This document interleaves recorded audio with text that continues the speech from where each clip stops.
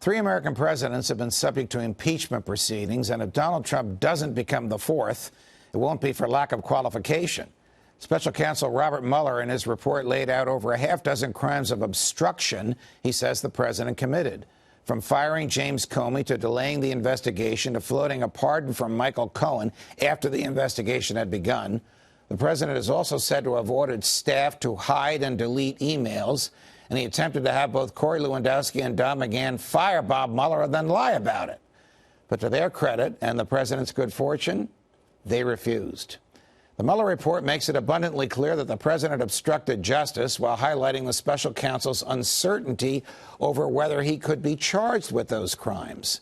For that reason, Mueller's team decided not to make a prosecutorial judgment and pass their evidence on to the Attorney General William Barr, whose extremely narrow view requires the obstructor to have done his obstructing in order to impede the investigation or prosecution of a crime that he himself has committed.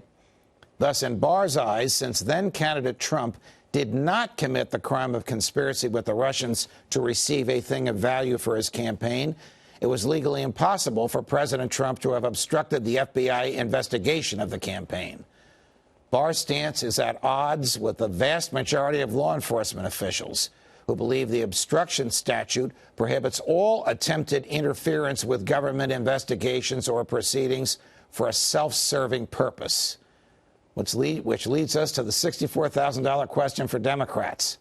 They know from history that impeachment only succeeds if there is a broad, bipartisan, national consensus behind it, no matter the weight of the evidence and no matter how sophisticated are their legal theories. Now, they might try to develop that consensus, as we've been discussing on the show tonight, by parading Bob Mueller's witnesses to public hearings just like Sam Ervin and Peter Rodino did to Richard Nixon. That, of course, ended in Nixon's resignation. But one might also recall that when Republicans employed this same strategy to impeach Bill Clinton, it backfired on them spectacularly and they lost control of Congress. President Trump has been telling and tweeting anyone who will listen that he can't be impeached because he wasn't charged with a crime. But would it be a crime for the Democrats to let him off the hook with this much evidence on the table?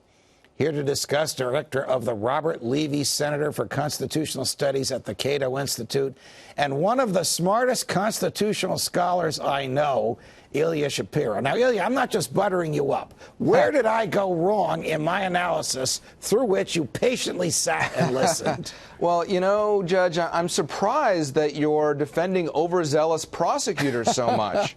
I'm challenging you, Ilya. I know. At the end of the day, what you're saying is Bob Mueller and his team, you're deferring to them and to other prosecutors who, as long as they have money to try to make a case, you're fine with them indicting a ham sandwich for whatever. I tend to be closer, surprisingly, to Attorney General Barr in saying, yeah, Trump acts kind of in a weird way. He's a real estate developer. But at the end of the day, if what he's trying to obstruct is nothing, and you're only getting him for the same sort of thing that, like, Martha Stewart and others are prosecuted for, lying to investigators or things like that, when there's no underlying crime being committed. Look, this looks bad politically, but I think legally, I don't think this is close to being criminal. It's funny you should mention Martha Stewart, because as we know, as you know, and you brought this up, she was convicted of obstruction of justice in an investigation of whether or not she had been engaged in insider trading, and she was convicted after the insider trading charge against her had been dropped. So just like Trump, there was no underlying crime, but she was convicted anyway. I give you that example in part because you raised it, in part because the Attorney General's view is a minority view, certainly in law enforcement. But were you surprised or were you scandalized to learn that Donald Trump asked K.T. McFarland to falsify a document, Don McGahn to write a letter to Bob Mueller saying I wasn't telling the truth when I told you the president asked me to fire you? Yeah, Don McGahn's the MVP of the administration, it Yes. turns out. I mean, Yes. if he and Katie McFarland had done that, maybe there would have been more to the obstruction charge. But the thing is, then you step back a further layer, and if the president, as I believe, was within his powers to fire Mueller, to have Mueller fired, like the Saturday Night Massacre, again, bad politics, but legally within executive authority, then how can he not be allowed to do something that's lesser? So you're right. There's some shady obstruction-like stuff, but the final step was not completed. We got about 20 seconds left. The Justice Department has 3 opinions on whether or not the president can be indicted in office. Where are you?